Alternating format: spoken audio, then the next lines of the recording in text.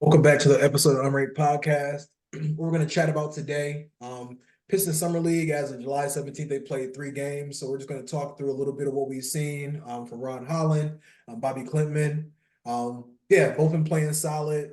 The team as a whole, 2-1, beat the Rockets yesterday. So I'll kick it over to you and just want to see your thoughts on what you've seen from our new rookies and even some of our second year guys as well these last few games. Yeah, no, I'm pleasantly surprised. I guess is the simplest way to sum it up. I think we all kind of I don't want to say bad an eye, but better than I when we got Ron Holland a little bit. I know he's one of the players I talked about, but also one of the high risk, high reward players that we mentioned. So we all kind of said we need shooting. We went with a guy unproven shooter. And then we moved up in a draft and drafted a guy that nobody's ever heard of. And both of those players have played well. Ron Holland had a mysterious sit out, but that's besides the point. When he's playing good. Had a massive dunk on somebody last night. He looked good out in transition. He's what I'll say about him is his game is he knows how to play his game. It doesn't look like anybody's out there trying to figure out what they want to do. Same with Bobby. Uh, who I've seen people dub as, the Swede freak or, Giannis Jr. things like that. I don't want to put that on him yet, but when I watch his game, I would say I'm very impressed. I think I watched a good, probably, I'm not going to say here a lot of the people, but of the 3 games, I probably watched 8 quarters total, maybe 7 quarters total. So I'm watching a decent amount of game, but if not, I'm checking out those highlights on YouTube. And Mm-hmm. one particular time, I was just staring at um, um, Bobby, and I cannot say his last name to save the life of me. Catman, yeah. And he just looks very polished. I was watching him. There's a couple of plays where the ball. He's kind of on the opposite side of the court, away from the ball, and he kind of just he gets the ball handler's attention and kind of trickles his way into the paint. Sasser crosses some people up, gets to the paint, nice dish for an easy dunk. Watching him kind of run in transition, get easy layups, easy dunks. One game he was 4 of 8 from three. He's shooting in the mid to upper 30s for the 3 games as far as the 3-point percentage goes. I love that. And just looking at him, he looks like an NBA player. He looks like a guy who you can look up in a handful of years and he'll be a massive contributor on the team. Mm-hmm. And he seems to be like all the rest of the Euros, and all of his game sliders are kind of up.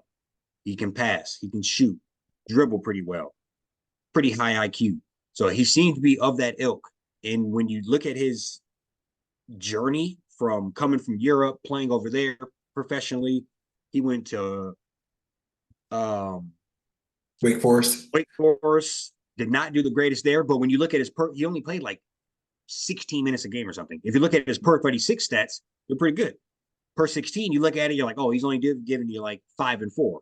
But you extrapolate that twice, he's damn near averaging a double double. So, in very spotty minutes. So I just look at it as, and then he went over and played in Australia. So he has continued to increase on his level of game, and his game is traveling with him. So overall, I'm very, very pleased in that. Sasser looks good. Sasser looks like a guy how you want him to look his second time around. Uh, Shot the hell out of the ball last year. Shot the hell out of the ball this summer league, and now he's starting to do more things like be a real point guard, run the show, get people involved, not just get his own shot off. So I think he's showing another level of maturity in that as well. So, sorry. And considering Asar Thompson isn't playing, Duran's not playing, some of the other guys that you might think would trickle in for some minutes around here aren't playing due to whatever reason. So we have a group of young guys out there, and they're playing well. But only the handful of players we really need to care about are going to be involved with our real roster.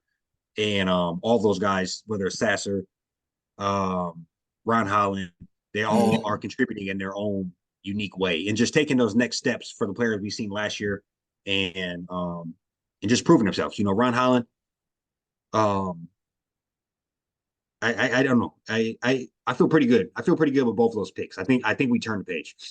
think we. Yeah. No, I agree with you on that. A lot of what you said. Yeah, I mean, I'm just impressed at like how polished like both these guys look. Obviously we know Ron Holland playing in the G League. He's playing against like, NBA players, fringe NBA guys, guys from overseas, high level competition. Um, you can just tell like, he can just get like buckets. Like, first game he was a little shaky. I think he shot like 5 of 15. But he, almost dunked on somebody. He has some pretty impressive moves. You can see he's very comfortable, like ISO, in that like mid range area.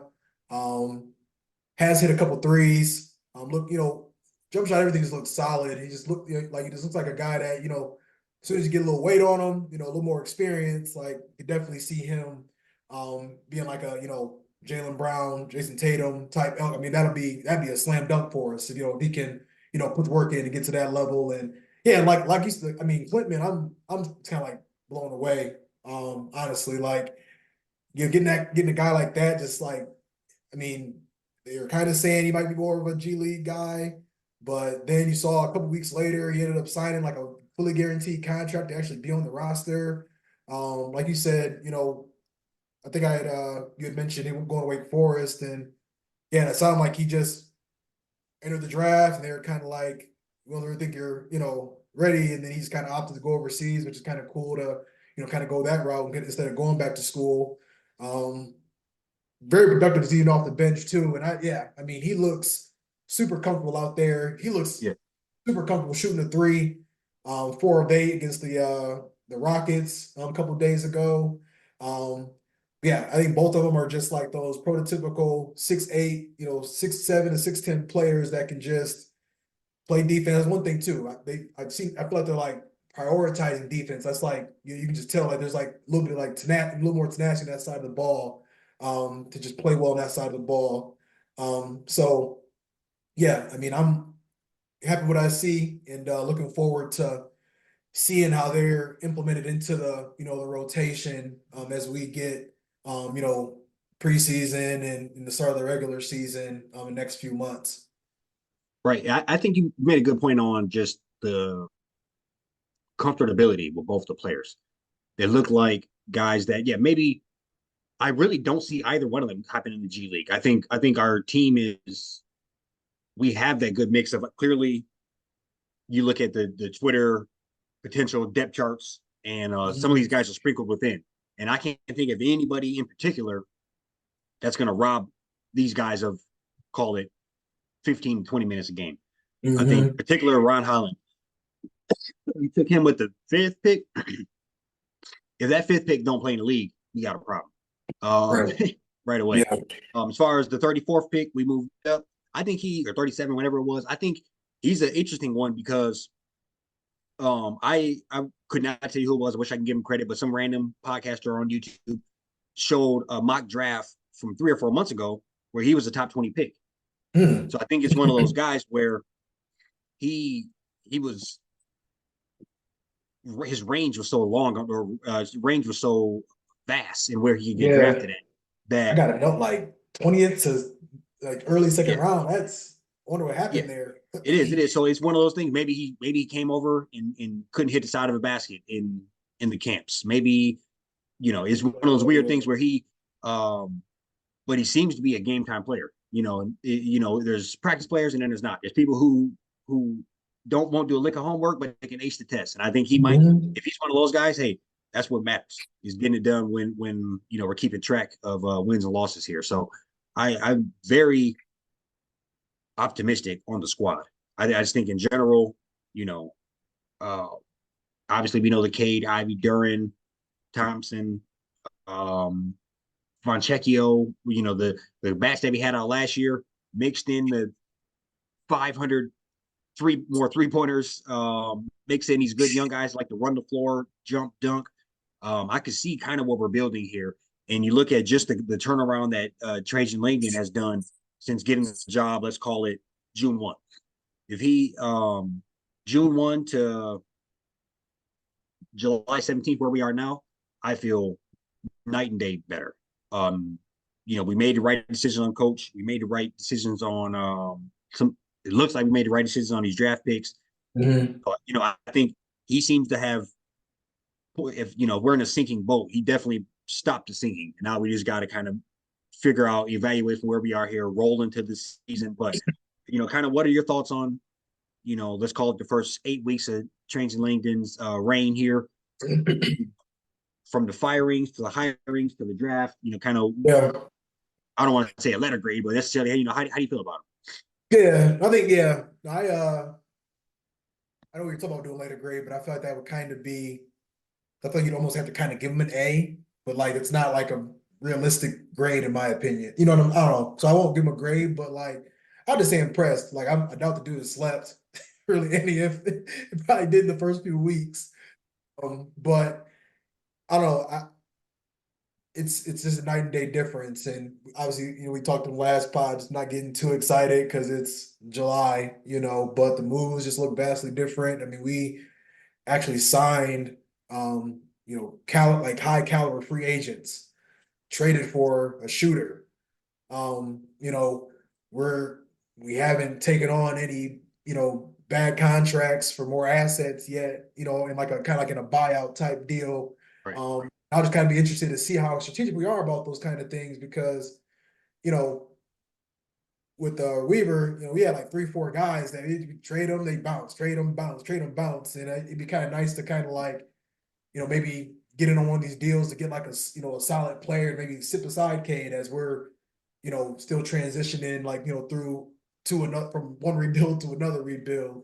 But yeah, I mean, getting hired basically the Monday after Monday after Memorial Day or Tuesday after Memorial Day, hiring a coach, drafting players, signing free agents, getting K that extension. Yeah, I mean, I think he just went down the list, and I don't feel there was a point where I felt a little behind or like nervous, just as far as like we know we're probably the worst team in the league, but like I feel like he kind of made us like look somewhat competitive on paper in like a month. So Yeah. very impressed with what I've seen so far. Yeah. No, I'm a second a lot of that. I think one thing he's proven is, at least to this far, and it seems to be what he does. He's a man on a mission, and he. I'm not going to act like I knew who he was prior to him getting hired, but there are tons of those guys around the league that are difference makers, needle movers, that are in random front office jobs, assistant GMs, whoever that really knows what's happening and can just looking for an opportunity. I mean, I don't know his exact age, but he's still fairly young. He's had some pretty high up gigs, whether it's with the Pelicans or I think he even, I could be tripping, but he managed like the Nets or some shit. Not the like The G League. the Mets. No. I thought he did something in baseball too. Um, but Oh, I didn't see well, that. regardless, yeah, no, I think he is like you said, he's I don't want to give a letter grade also, but I would say I think I at least was grading Trey Weaver way too easy. I'll say that. So You're kind of I think, blinded. Yeah. yeah, we got blinded. We were drinking the Kool-Aid. We wanted it to work. We Number one figured, pick. yeah, we got number one pick. That was a What can we go no-brainer. wrong? Just put some people around him. And I think so now I'm looking with much more of a cautious eye. And I do still feel good about it. I'm looking at it like, every pick, every free agent signing, I'm picking through with a fine-tooth comb, and I don't see a lot wrong with it. I was convincing myself that it made sense to go get I'm trying to think of who we wasted some money on. Who's the shooter? He just retired. Bogdanovich. No. My man, Kimball Walker. Oh, Go get Kimball yeah. Walker. Go get people like that. I was convincing myself, okay, yeah, we'll be to go get LeBron next free agents. We'll be to go get Paul George. We got the first pick. Now we're gonna have Salary 80 million. cap. That's Yeah. not necessarily how it works. I think we are that seems a little premature, but I think we are just in with a harder grading scale. I still feel good about this. We know who Tobias Harris is. He's not on his last leg, a year and a half out of retirement or away from retirement, whatever. He has a lot to prove, a lot of tread left on the tires, if you will. I think he is a perfect fit for this. That's all we talked about was getting young, getting mentorship for Veterans. this young team we have around here. And he's perfect. That's not some guy who's just about to retire. He's in his prime or maybe a half a step out of his prime with lots of life left on there. Same Tim Hardaway, probably maybe a little past his prime, but he hit 200 threes last year. If he can do 80% of that, that is better than anything we had on the court all last year, as far as shooting goes. And we know Tim Hardaway. We know he plays solid defense. We know he knows all the rest of it. So I just look at those type of picks or maneuvers, and we are headed in the right direction, man. It's I don't want to put a win total on it, but I right about now, I feel like we'll be flirting with that 30 wins. I think Yeah. which will keep us competitive. You know, I'm not mad. We roll out next year. I mean, it even sounds crazy to say. We roll out next year 30-52. I know that at some point, like I said, like we said last year, I think heading into the All-Star break, are we in the hunt? Do we feel like we have a shot at being in the play-in? That's all I'm looking for again. Mm-hmm. Along with Cade giving us 25-7-7, along with Ron Holland and them making, their contributes, whatever that looks like, and just rolling out there and hooping. Maybe we catch Boston on the off night. Maybe we catch the Bucks a couple of times. Keep it interesting where I want to turn on and watch, and we're making the next step where I can feel like, okay, this along with that, or the NBA helps us out, give us Cooper flag or something, then it's on. And that's kind of how I'm looking at it. Yeah. Yeah. No, I echo a lot of that. And I mean, I'm just like I said, it is kind of interesting just seeing Troy compared to how Trajan's operating, and it's just vastly different. And you know, feeling like we confidently got some solid talent around him, around Cade. I'm saying just to yeah, I mean, we see what he was doing, averaging 23, 7, and 8, with virtually no shooting around him, tossed in 5 or 6 40-point games, 10, 12, 30-point games, a few different double doubles thrown in there as well. Yeah, and I'm also, I mean, and they also kind of say too, this little summer league, I think it's done like next Wednesday, but this is an opportunity where a lot of these guys are around each other, these GMs are having conversations. So I wouldn't be surprised if we, end up in another trade, grabbing somebody. But I do enjoy, like, I don't know, I'm glad that like Trajan's being like patient.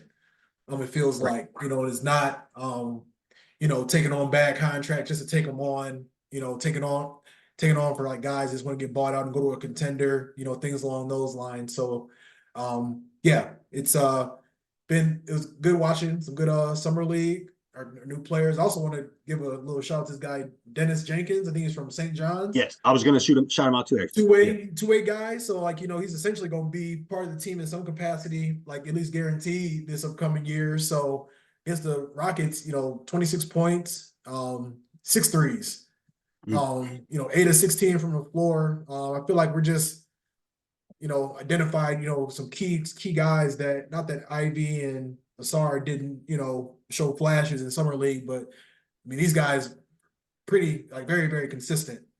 Yeah. They were like stat sheet stuffers as well on both sides of the court. Right. No, I want, actually, I appreciate you doing that, because I want to shout him out too, because he, in one of the games I watched the most of, he was a snipe shooter. Mm-hmm. He was knocking him down. He looked good. He was looks a little undersized, but he got some speed to him. He can shoot. He's got a space somewhere around his league, G League for sure. He'll be around for a hot minute. And I wanted to piggyback off what you said as far as sitting still, but also playing the field for the rest of the year as far as trading. I think if we are in a spot like I think we will be, we do have cap space flexible. We do have assets and some things going for us as far as, some younger players. Duran, I don't think is safe. Isaiah Stewart isn't safe, I don't think. Somebody like Asar Thompson isn't safe. We have some people around that playoff caliber type teams want at the end of the day, or that aren't bad to have around your roster if you're going to give up a Brandon Ingram and you're going to get a Duran back and somebody, good young pieces that you can have as a pencil in starter for you. We have those. So I don't think that's out of the question, but I'm glad that we're sitting back and, everybody's excited in November. Uh, Mm-hmm. around Christmas, the reality breaks in of okay, this is what we are what we are, and then head Right. that into the late All-Star break. People are going to get antsy as far as well. Brandon Ingram hasn't resigned yet. Maybe we should just get off of him. Uh, um, that's the biggest player I'm thinking of. I know there's a handful of Laurie Markkinen, whoever it might be that's kind of getting dangled out there as, hey, we're going to let him go. It's just a matter of when. I do think Mm-hmm. we're in a very prime spot to kind of sit back and watch that happen. And and the only other thing, side note, I don't know if you know this, if we have the 12th pick or worse, it goes to New York. Yeah. That Duran deal. Yeah. Yep. So that is It what it behooves us is. to be But solid, competitive, but not too good. yeah, I mean, hey, if we make the playoffs, I'm I mean, Oh that's cool. yeah. Oh yeah. Yeah, no, yeah. It's off the Hey, table. Take the pick. yes, yeah. It'd be night and day difference. So no, I agree with you on that. Sure. And just to fact check myself earlier, Trajan Langdon played professional baseball. He did not. He was not in the front office. Oh, gotcha. Yeah, he played with the Padres in '94. And I was like, what? Oh, But yeah, um, yeah, no. So this is a side point. I looked that up because I was like, I know I wasn't tripping too much, but no, he was a yeah. player, not in the front office. But no. So hey, overall, I think the Pistons are headed in the right direction, man. I know there's a few more summer league games left, but yeah, hey, it's football season, and we're gonna kind of put these and this crazy things happen. We're gonna kind of put the Pistons to on the back burner for a while. Mm-hmm. Uh, you know, I am probably gonna miss next week, but I got some at home things to go ahead and wrap up here. So I know we'll be heading into August training camp. Mm-hmm. Probably going to be on the field somewhere for one of those practices. Some preseason games. Michigan's getting ramped up here. Who's the quarterback? We got a lot of discussions. A couple question marks for Michigan football. The line season is a question mark. Can you repeat? Do what you did again? Yeah. So it's football is upon us here, man. I mean, what That time of year. realistically 2 and a First half preseason weeks ago games we'll like have our first games. third. Yeah, Yeah. yep. Whatever that Hall of Fame game is always like early August. So. Mm-hmm. Week one college is like I think like the first weekend in August, something like that, or maybe the second weekend. But yeah, it's right on the corner, like you said.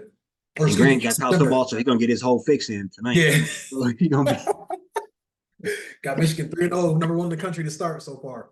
Grant gonna start his dynasty out at fucking 103 for the the first 9 seasons. No, but you got anything else for the people? Nope, that's all I got. Be back with y'all in a couple weeks here. Peace Yes, out. sir. Peace.